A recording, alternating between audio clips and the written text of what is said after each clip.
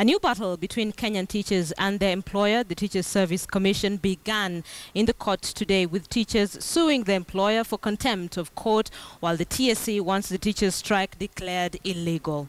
The teachers' union wants the TSC bosses jailed for refusing to pay them their 50 to 60% increment as ordered by the Labour Court. KTN's associate editor Noah Otieno begins our bulletin with the latest in the education sector standoff. Although Thursday was only day 2 of the official teachers' strike as declared by the two giant teachers' unions, NAT and KUPPET, the teachers have been giving the classrooms a wide berth for the entire week, and their employer has surfaced to give yet another warning.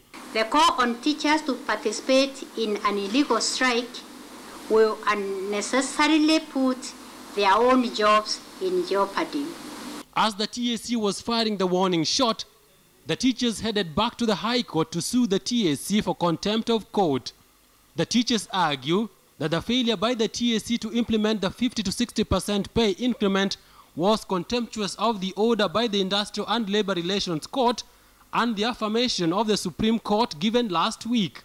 The unions are now seeking orders compelling the government to pay teachers, failure to which the TSC chairperson and chief executive officer should be committed to jail. But TSC has another argument of their own.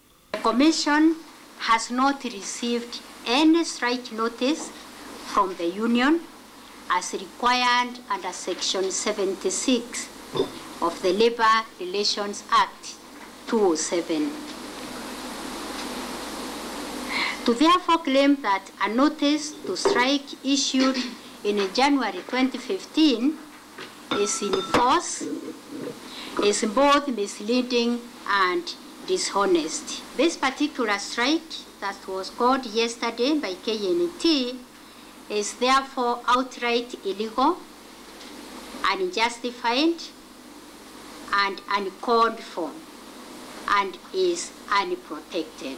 In the schools around the country, head teachers now find themselves in a fix.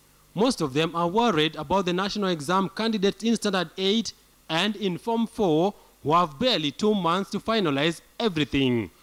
But their employer has a new directive for them, and how they execute it is a story for another day. In order to normalize learning in schools, all heads of institutions where learners may not have reported are directed to ensure they are recorded so that learning resumes immediately.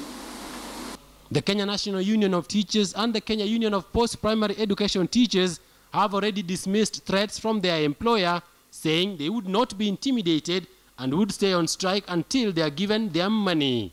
No additional funds have been provided towards the implementation of the recent salary award to the teachers.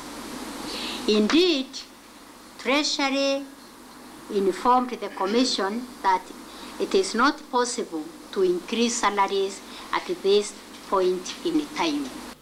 Noah Otieno, KTN News.